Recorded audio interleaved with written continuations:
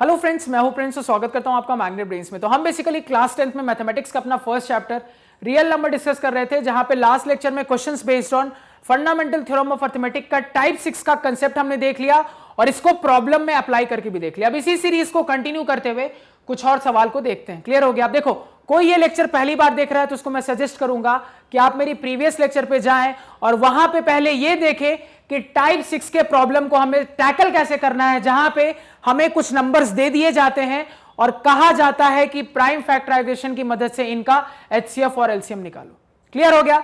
तो sir last lecture में हमने क्वेश्चन नंबर 1 को सॉल्व करके देखा था। अब इस लेक्चर में रिमेनिंग क्वेश्चन को देखते हैं। अब देखो, बड़े इंटरेस्टिंग क्वेश्चंस मैंने लिए हैं। क्वेश्चन का चॉइस ऐसा किया है कि आपके जितने भी डाउट्स होंगे ना वो इसमें क्लियर हो जाएंगे। अब ध्यान से देखो, जो दूसरा सवाल है उसमें मुझे सर 21, 28 और 36 का एचसीएफ एलसीएम दोनों निकालना है। किसकी मदद से सर? प्राइम फैक्टराइजेशन की मदद से।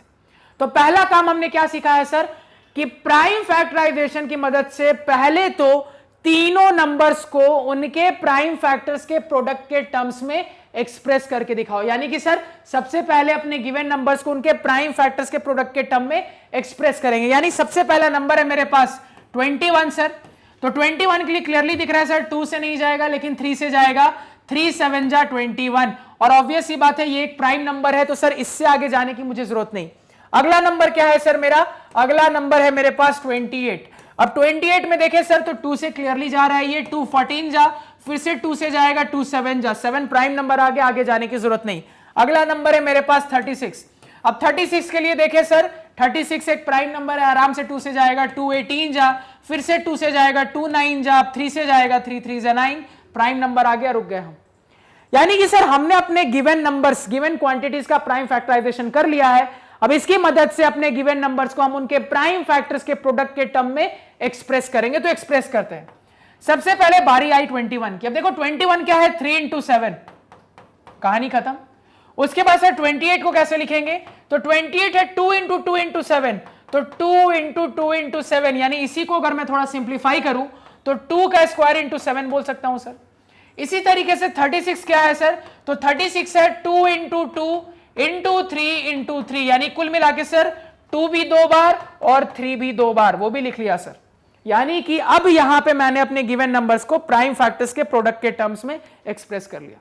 अब इस पर्टिकुलर सवाल के लिए ना पहले मैं एलसीएम की बात करता हूं, इसके बाद एचसीएफ की बात करूंगा। तो थोड़ा ध्यान से देखो, एलसीएम के लिए क्या सिखाया था सर? मैंने आपको कहा था कि आपके गिवन नंबर्स के रिजल्ट में जितने भी प्राइम फैक्टर्स अकर हो रहे हैं, जितने भी कॉमन वॉमन नहीं देखना है, एलसीएम में कुछ कॉमन वॉमन नहीं, जितने भी प्राइम फैक्टर्स अकर हो रहे हैं सबको पहले लिख लो। तो क्या दिख रहा है सर?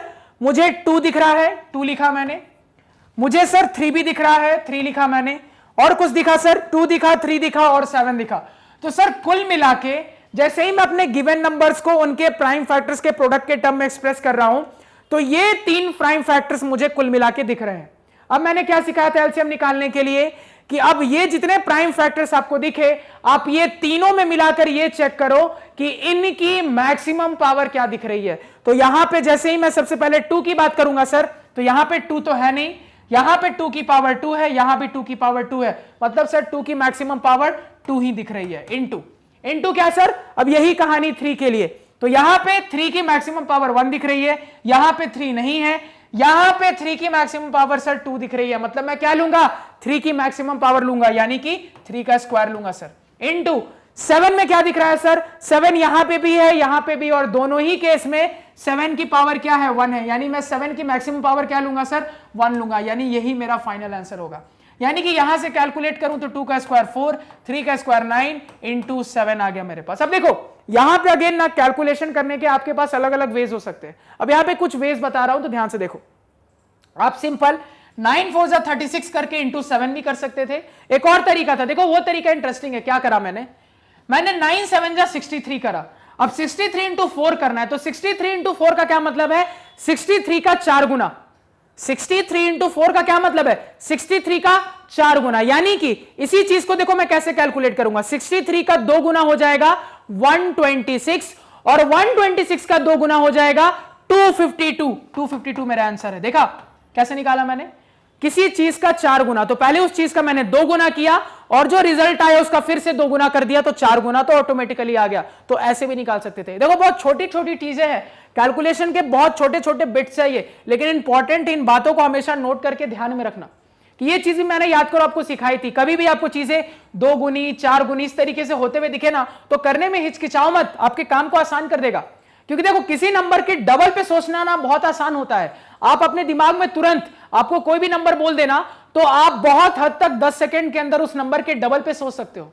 तो किसी भी चीज के डबल पे 4 टाइम्स पे सोचना बहुत इजी है, तो उस चीज को कभी भी अप्लाई करने में हिचकिचाओ मत। क्लियर?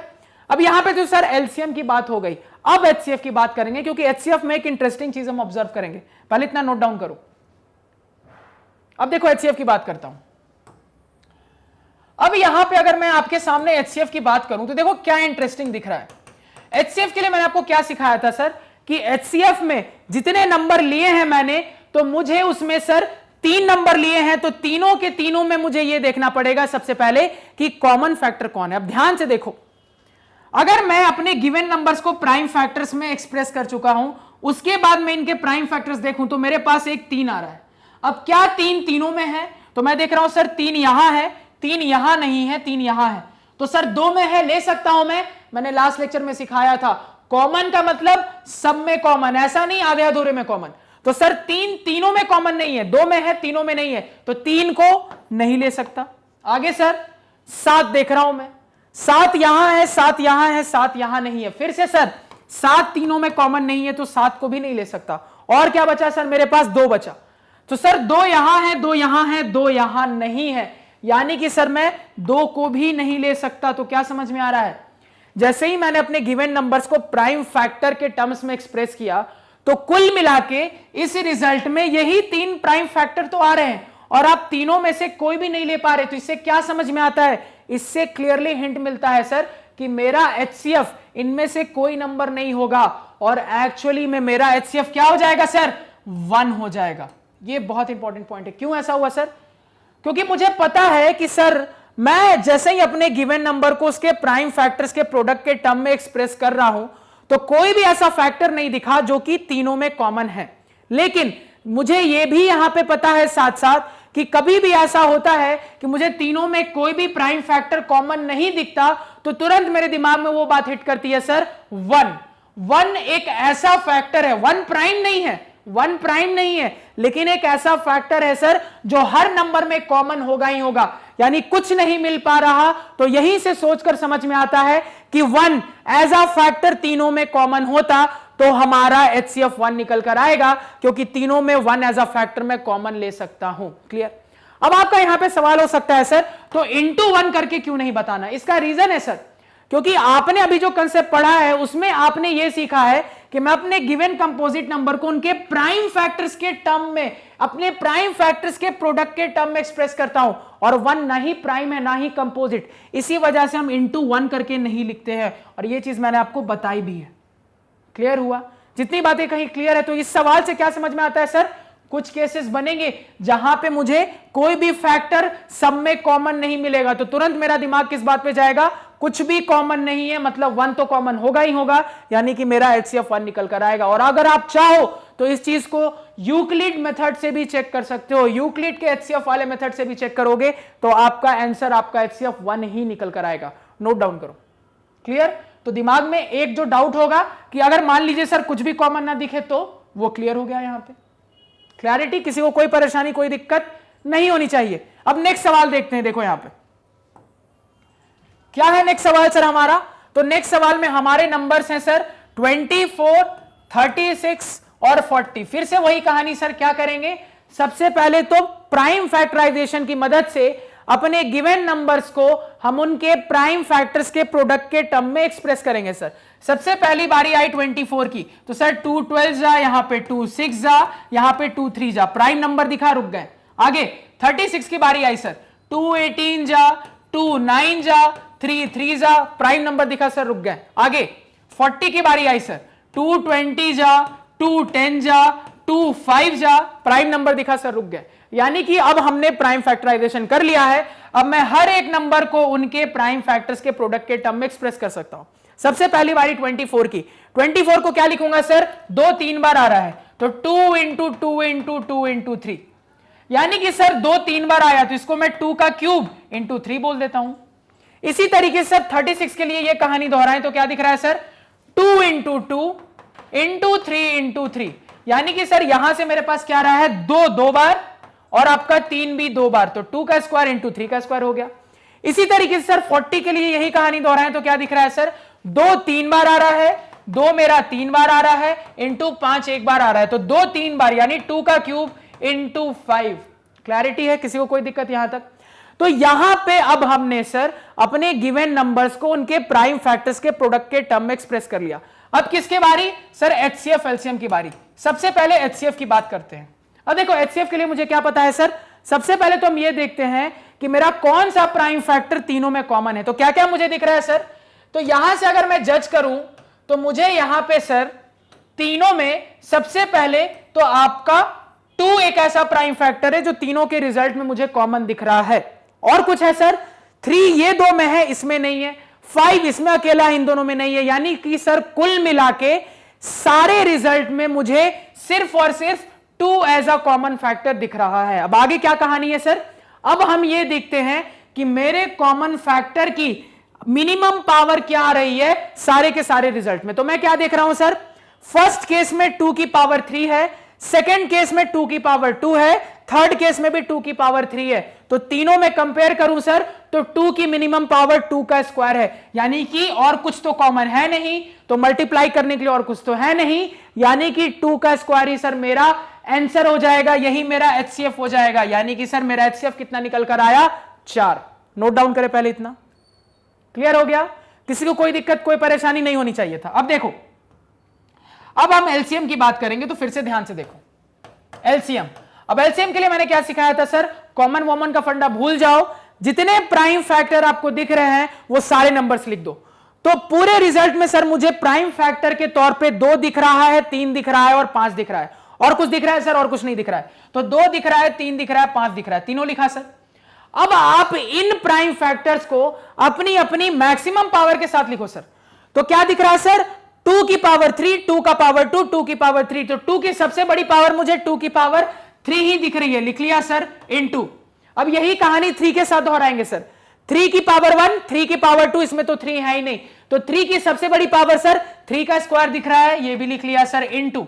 अब यही कहानी 5 के लिए, 5 एक ही बार आ रहा है और उसमें भी उसकी पावर क्या है सर, 1 है, यानी कि 5 की पावर 1, यानी इसको कैलकुलेट कर लेंगे सर तो मेरा एलसीएम हमारे सामने होगा। यानी कि यहां से मैं देखूं तो 2 का क्यूब 2 2 4 2 8 इंटू 3 का स्क्वायर 9 इंटू यहां से कितना आ रहा है आपके पास 5 आ रहा है। अब फिर से देखो क्लियरली, यहां से मैं क्या करता हूं, मैंने देखा 5, मैंने देखा इवन नंबर, तुरंत मेरे दिमाग में आया पहले इवन नंबर को 5 से मल्टीप्लाई करो, कैलकुलेशन आसान हो जाएगी। तो 5 8 जा 40 इंटू 9 और 9 4 जा 36, यानी 360 आपका क्या निकल कर आ जाएगा एलसीएम।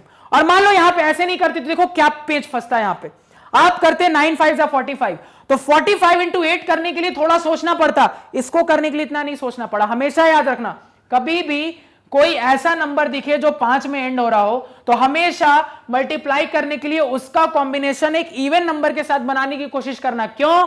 क्योंकि 5 एक इवन नंबर के साथ मल्टीप्लाई होके हमेशा लास्ट में 0 वाला नंबर देता है, जो मेरे कैलकुलेशन को हमेशा सिंपल करेगा ही करेगा। क्लियर है? किसी को कोई दिक्कत? नोट डाउन करो इसको पहले। तो सर हमने एचसीएफ भी कैलकुलेट कर लिया, हमने एलसीएम भी कैलकुलेट कर लिया। अब किसकी बात करेंगे? अभी आपका लास्ट क्वेश्चन देखो क्या है, इंटरेस्टिंग है, क्वेश्चन नंबर 4। अब देखो क्वेश्चन नंबर 4 को थोड़ा देखो और समझने की कोशिश करो कि क्या हो रहा है क्वेश्चन नंबर 4 में। ध्यान से देखो यहां पे।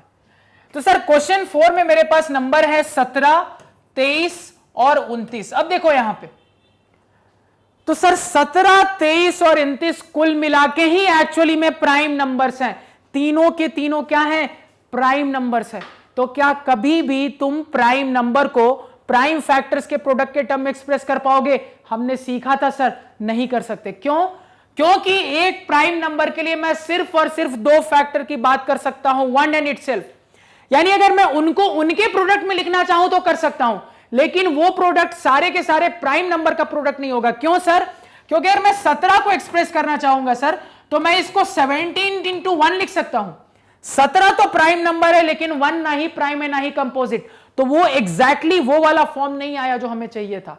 अगेन यही कहानी 23 के साथ होगी क्योंकि ये भी प्राइम नंबर है, यही कहानी 29 के साथ होगी क्योंकि ये भी प्राइम नंबर है। ये समझ में आया?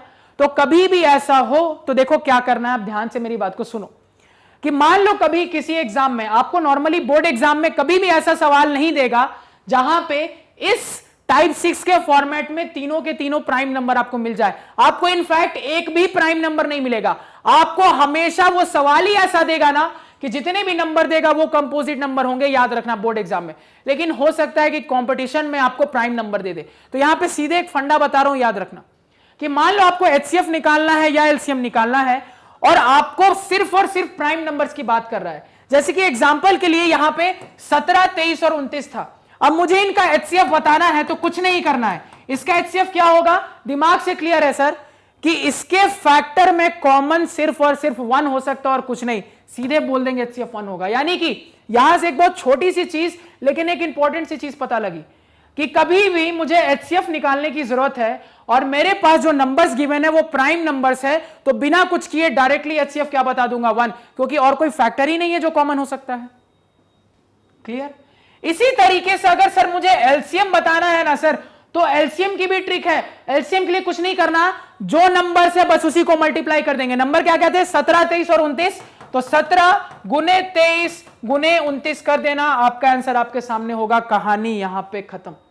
तो याद रखना, ये मैंने एक्स्ट्रा में सवाल लिया था आपको समझाने के लिए, आपको कभी बोर्ड एग्जाम में ये नहीं आएगा। इसका रीजन है क्योंकि तीनों के तीनों नंबर प्राइम है। आपको कभी भी टाइप 6 का सवाल आएगा तो याद रखना, आपको जितने भी नंबर वो देगा कंपोजिट नंबर देगा, लेकिन हर चीज को हम बिल्कुल हाई लेवल तक देखेंगे। तो मान लो कंपटीशन में इस तरीके का सवाल आ जाए, तो यहां से आज से एक बहुत अच्छी चीज सीख ली सर कि कभी भी मुझे एचसीएफ एलसीएम निकालना हो और मेरे पास जो नंबर्स गिवन हो वो प्योरली प्राइम नंबर्स हो, अगर हम ये जज कर लेते हैं तो डायरेक्टली बिना कुछ किए बता देंगे एचसीएफ 1 होगा और एलसीएम उन नंबर्स का प्रोडक्ट होगा। कहानी हो गई खत्म। क्लियर हो गया? किसी को इसमें कोई दिक्कत, कोई परेशानी, कोई समस्या नहीं होनी चाहिए। क्लियर हो गया? तो यहां से क्या पता लगा सर कि सिर्फ और सिर्फ प्राइम नंबर्स गिवन हो तो वो टाइप 6 के अंदर नहीं आ सकता। क्यों नहीं आ सकता? क्योंकि मुझे प्राइम फैक्टराइजेशन करना पड़ता है टाइप 6 के लिए, और हमने प्राइम नंबर्स के लिए ये नहीं सीखा, क्योंकि मैंने आपको सिखाया था कि प्राइम नंबर को आप कभी भी प्राइम फैक्टर्स के प्रोडक्ट के टर्म्स में टोटली एक्सप्रेस नहीं कर सकते। हमेशा एक 1 आएगा और वो 1 ना ही प्राइम होता है ना ही कंपोजिट, तो उसको आप डायरेक्टली इसी तरीके से आंसर बताओगे। नोट कर लो, इंपॉर्टेंट चीज है। समझ में आया? तो यहां पे हमारा टाइप 6 खत्म होता है। अब नेक्स्ट लेक्चर में टाइप 7 की बात करेंगे। तो आई होप आपको चीजें क्लियर है, कोई डाउट नहीं रह गया हो। कहीं पे भी लगे, किसी भी पॉइंट पे कोई डाउट क्रिएट हो तो कोई दिक्कत नहीं, आप कमेंट सेक्शन में जरूर बताएं। तो आज के पढ़ाए हुए नोट्स आप हमारी ऑफिशियल वेबसाइट magnetbrains.com से डाउनलोड कर सकते हैं, जिसका लिंक वीडियो के डिस्क्रिप्शन में है। magnetbrains.com पे क्लास 4 से लेकर 12 तक सारे सब्जेक्ट्स और कोर्सेज मिल जाते हैं, वो भी सिस्टमैटिक ऑर्डर में अरेंज। अब देखो और कुछ तो बचा नहीं, अब नेक्स्ट लेक्चर में मिलते हैं। Thank you.